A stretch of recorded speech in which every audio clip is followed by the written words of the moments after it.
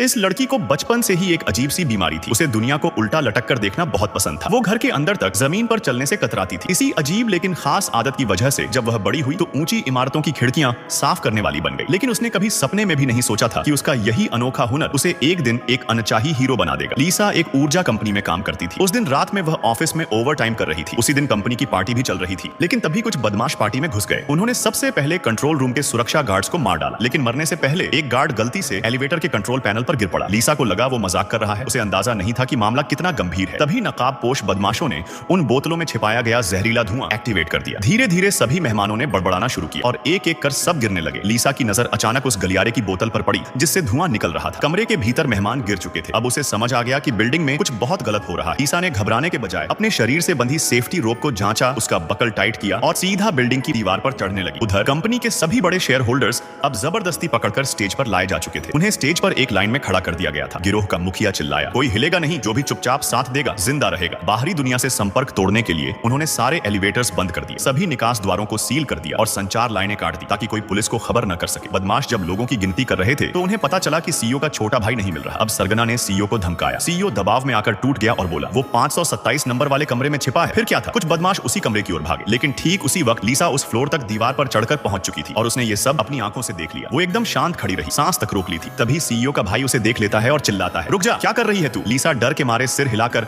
अनजान और बेवकूफ बनने का नाटक करती है। शुक्र है उसने ऑक्सीजन मास्क पहना हुआ था जिससे उसकी आवाज साफ नहीं सुनाई दी। लीसा ने बेबसी से देखा कि सीईओ के भाई को घसीट कर ले जाया गया। अब बिल्कुल निराश होकर वो नीचे की ओर हाथ हिलाकर मदद मांगने लगी। लेकिन बिल्डिंग इतनी ऊंची थी कि नीचे मौजूद लोग उसे देख ही नहीं सके। उसकी मदद की कोशिश नाकाम रही। अब और कोई रास्ता नहीं देख तो उसने पास का इलेक्ट्रिक बॉक्स खोल दिया और कोशिश की कि लिफ्ट को फिर से चालू कर ले। लेकिन चाहे जितनी बार उसने कोशिश की, लिफ्ट चालू ही नहीं हुई। अब उसने अपनी रस्सी नीचे गिराई और सोचा कि नीचे उतरकर कोई दूसरा रास्ता ढूंढा जाए। जब वो पार्टी हॉल वाले फ्लोर पर पहुंची तभी जाकर उसे समझ आया कि इन बदमाशों का असल मकसद क्या है।